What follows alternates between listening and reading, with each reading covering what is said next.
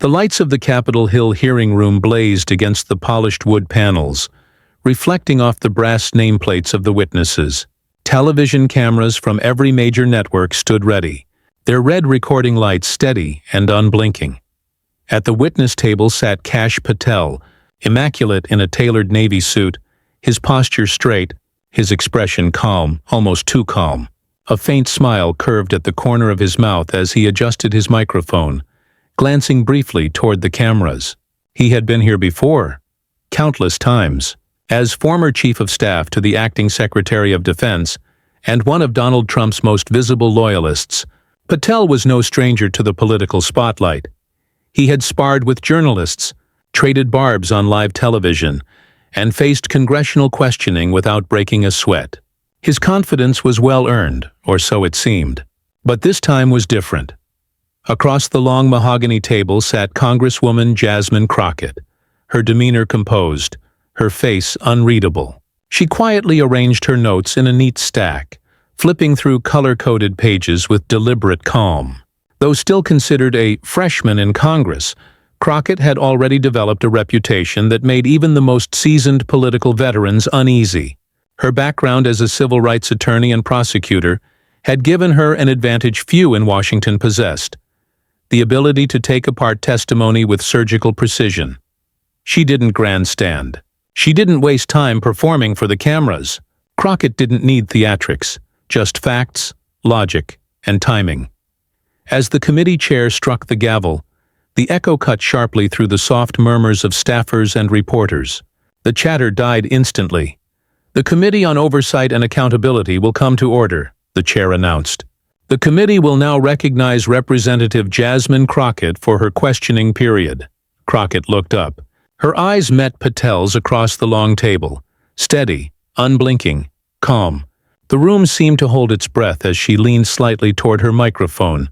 "Mr. Patel," she began, her voice clear and controlled, "I have just one question for you today." The faintest twitch crossed Patel's lips. The hint of a smile. He leaned forward, his confidence radiating. "I'm happy to answer any questions, Congresswoman," he said smoothly. No one in the room yet realized what was about to happen.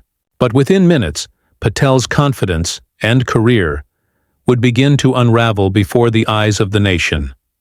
To understand the impact of what followed, one must understand who these two figures were and what was at stake. Kash Patel had built his public image as one of the Trump administration's fiercest defenders. A once obscure national security prosecutor, he had risen through the ranks after catching the attention of the former president. By the final days of the administration, Patel was at the center of power, serving as Chief of Staff to Acting Defense Secretary Christopher Miller during one of the most turbulent transitions in modern history. He was not just another official. Patel had marketed himself as the ultimate insider, the man who knew the secrets others were too afraid to speak. His memoir, Government Gangster, portrayed him as a lone truth-teller battling the so-called deep state. Conservative media hailed him as a patriot. His base adored him for it. After leaving office, Patel's profile grew. He became a regular fixture on Fox News and Newsmax, authored children's books promoting conservative values, and was rumored to be in line for a senior intelligence post if Trump returned to power. His brand, cool, confident, and combative, seemed untouchable. Jasmine Crockett, on the other hand, was a very different kind of political figure. Before running for Congress, she had spent years as a civil rights attorney in Texas, fighting for voting rights and criminal justice reform. Her rise came not from insider connections, but from grassroots activism and sheer persistence. Her courtroom background shaped everything about her approach to politics. While others sought viral clips or partisan applause, Crockett focused on the record, the evidence. In hearings, she was known to calmly corner witnesses until their contradictions exposed themselves. And now, she sat across from one of Washington's most polished operators, a man whose entire career hinged on credibility. The hearing that morning was part of a larger congressional inquiry into decisions made during the final days of the Trump administration, specifically the handling of national security matters and the transfer of classified information to the incoming administration. Patel had spent months defending those decisions in media interviews, portraying himself as a key player ensuring an orderly transition. Today was his first time facing cross-examination from someone who wasn't already aligned with him. Behind the scenes, Crockett's team had spent weeks combing through everything Patel had ever said. TV interviews, podcasts, speeches, even footnotes in his book. They noticed something, a pattern of small but critical inconsistencies, and one of those inconsistencies, if exposed correctly, could completely collapse his entire narrative. "Thank you for appearing before this committee today, Mr. Patel," Crockett began. Her tone was even, professional, almost disarmingly calm. "As you know, we're investigating decisions made in the final months of the previous administration regarding national security protocols and the transition process. I'm here to provide full transparency," Patel replied confidently. "I've always been committed to the truth." The questioning began smoothly. Crockett started with basic background questions. Patel's duties, his reporting structure, his authority. Patel answered with the ease of a man who had rehearsed every line. "Mr. Patel," Crockett continued, "in your book you described having unprecedented access to classified materials during the transition. Is that correct?" "That's correct," Patel said. "I had full access, which is why I can speak authoritatively on these matters." "And you've also stated publicly," Crockett added, "that you were in the room for key meetings regarding the transition of classified information to the incoming administration." "Yes," Patel replied with an easy smile. "I was directly involved in those discussions." So far, the exchange seemed routine, but Crockett's subtle pacing, the careful way she shifted her tone, hinted at something more. "Mr. Patel," she said, glancing down at her notes, "I'd like to discuss your Fox News appearance from March 15th of last year. Are you familiar with that interview?" Patel hesitated for a fraction of a second. "I've done quite a few interviews, Congresswoman. But yes, I believe I recall that one." Crockett nodded to a staffer. A screen flickered to life, showing Patel on Fox News saying, "I personally ensured that all proper protocols were followed regarding sensitive materials. Every document was handled in accordance with the law." The clip ended. Crockett's gaze remained fixed on him. "You stand by that statement?" "Absolutely," Patel said firmly. "Every action I took was by the book." "Interesting," Crockett murmured. "Because in your appearance on America First 6 weeks later you said—" She nodded again, and another clip appeared. This time Patel's tone was casual, almost boastful. "Look, we had to do what was necessary to protect certain information. Sometimes that meant working around standard procedures when they got in the way."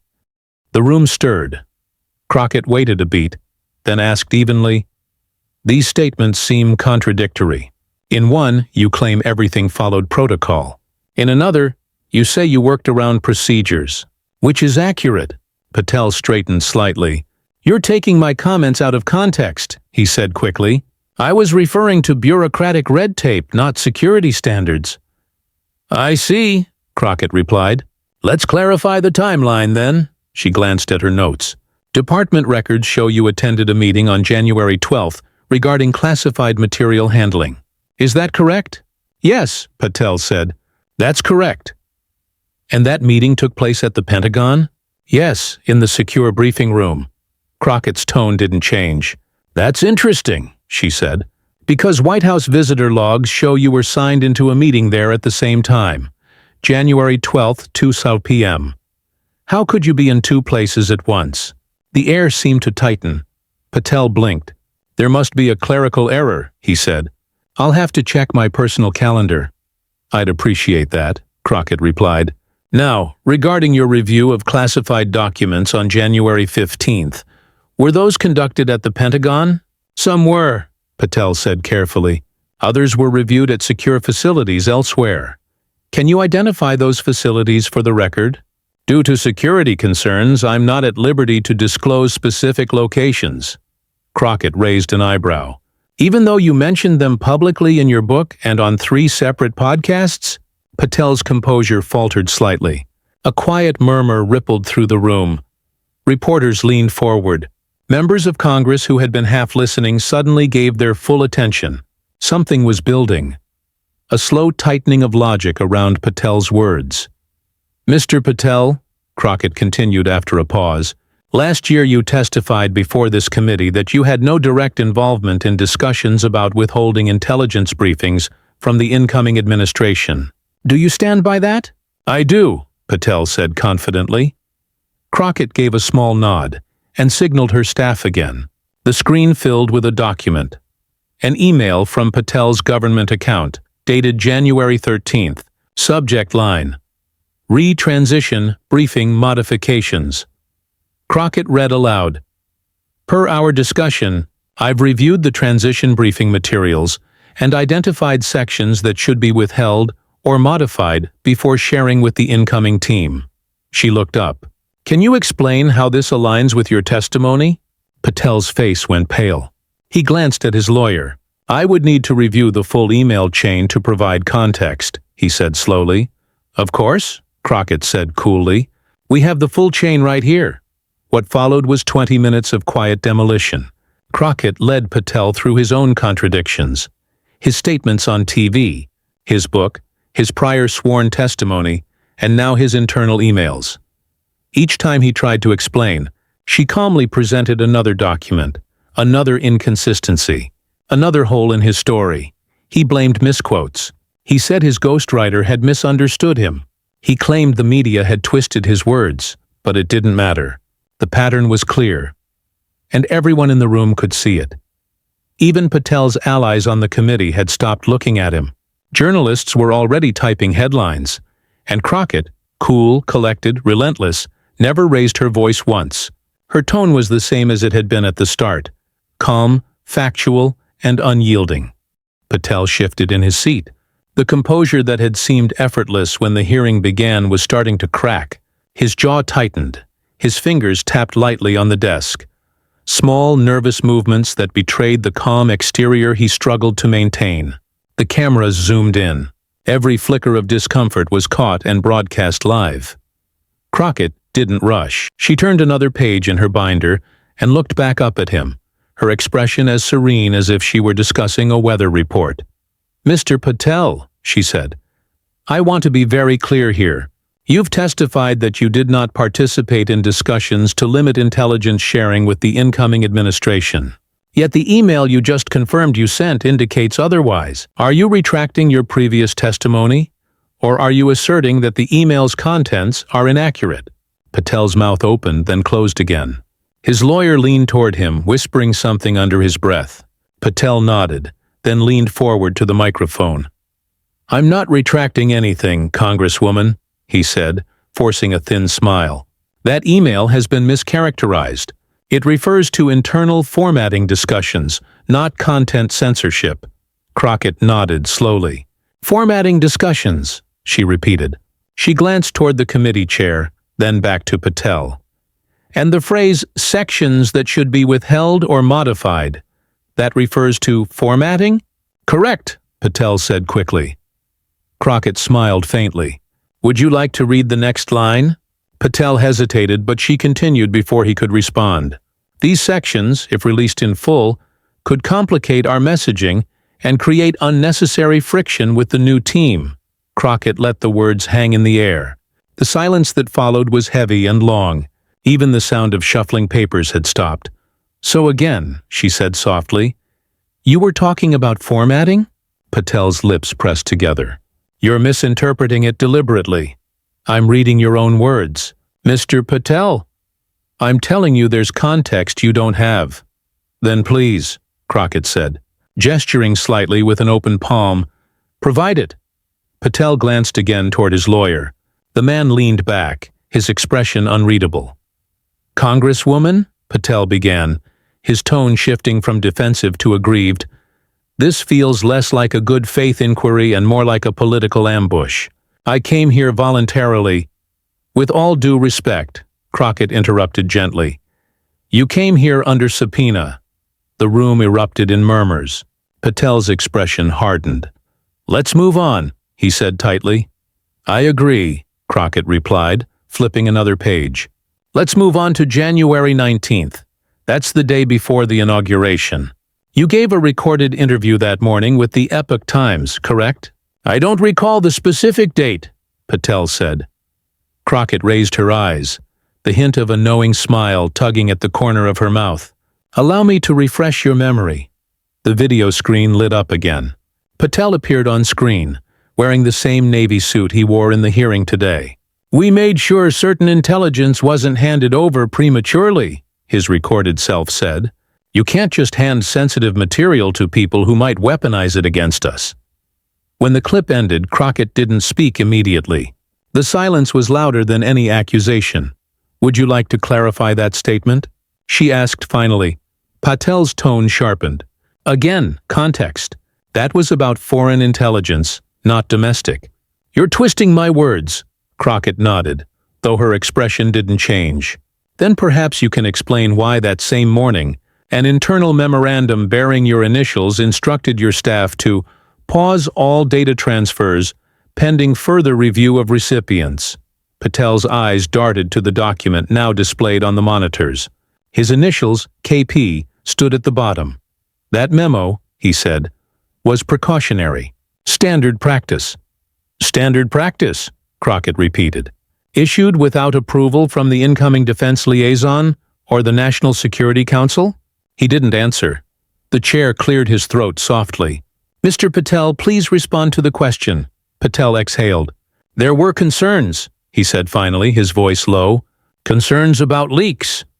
Leaks, Crockett echoed. And who were you concerned might be leaking? I can't speak to that publicly. You already did, she said, gesturing toward the screen. In your interview you stated, and I quote, "We had to protect the information from people who didn't have the same agenda we did."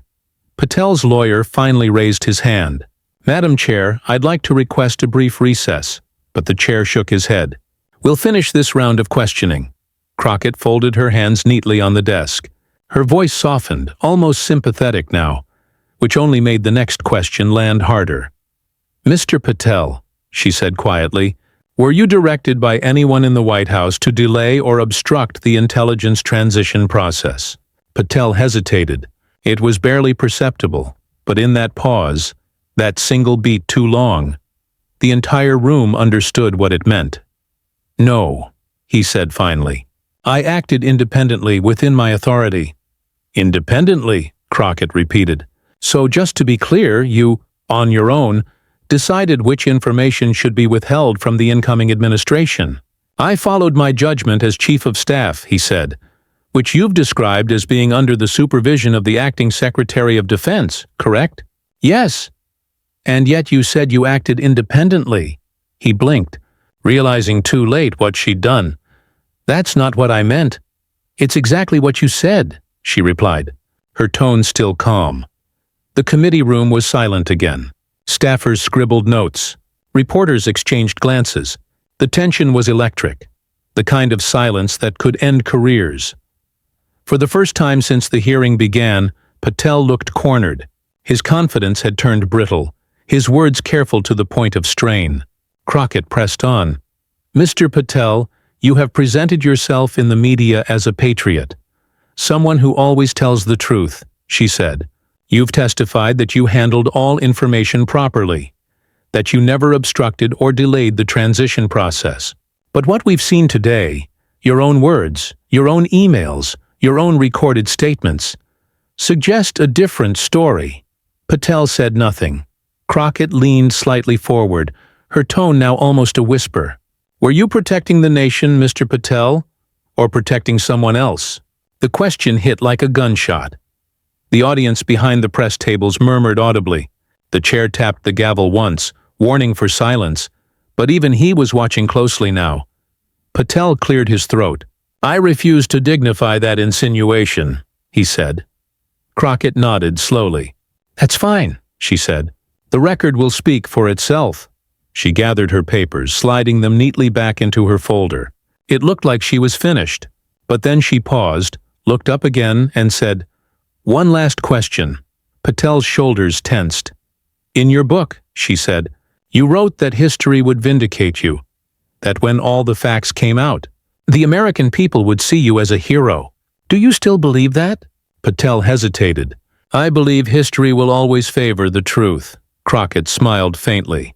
So do I, she said, and with that, she leaned back in her chair, silent. The committee room sat in stillness for several seconds, long enough for the tension to twist itself into something physical. Cameras zoomed in on Patel's face. The once smooth composure was gone, replaced by the rigid defensiveness of a man realizing that his control had slipped away. The chair's gavel struck again. The committee thanks the witness for his testimony. We'll recess for 15 minutes. As Patel rose, his lawyer leaned close, whispering rapidly. Patel's expression had hardened, but the slight tremor in his hand betrayed the truth. He was angry, not at Crockett, not even at the committee, but at himself for letting her set the rhythm. Reporters swarmed the hallway the moment the doors opened. Questions were shouted, flashes exploded, microphones thrust forward. Mr. Patel, do you stand by your testimony? Did you mislead Congress? Are you under investigation? He ignored them all, his jaw locked as he pushed past the crowd. Inside the hearing room, Crockett remained seated, reviewing her notes with quiet precision. Her staff approached hesitantly. That was devastating, one aide murmured. Crockett didn't look up. It's not about devastating, she said softly. It's about the record. The aide nodded, unsure whether to speak again. She finally closed her folder and stood. They always think it's a show, she said. It's not. It's evidence. Outside, on every major network, the footage was already being replayed. The moment Patel stumbled, the moment the email appeared, the moment Crockett asked that one devastating question, cable news anchors called it a career-ending hearing. Commentators debated whether Patel had perjured himself. Online, the clips spread within minutes. Millions of views, tens of thousands of comments. And yet, in all the noise, the most powerful moment wasn't Patel's stumble, or the email, or even the contradiction. It was the silence that followed Crockett's final line. So do I. The words echoed long after the cameras stopped rolling. Later that night, in an empty hallway outside her office, Crockett stood alone for a moment, the day's chaos finally fading into quiet. She removed her glasses, exhaled slowly, and looked toward the Capitol dome glowing in the distance. Her phone buzzed, messages from staff, journalists, colleagues, but she didn't check them. Instead, she whispered to herself, barely audible. One question is all it takes. Then she walked away, her heels clicking softly against the marble floor. Behind her, the echoes of that single question still hung in the air. The question that had turned a confident witness into a contradiction, a defender into a liability, and a congressional hearing into history.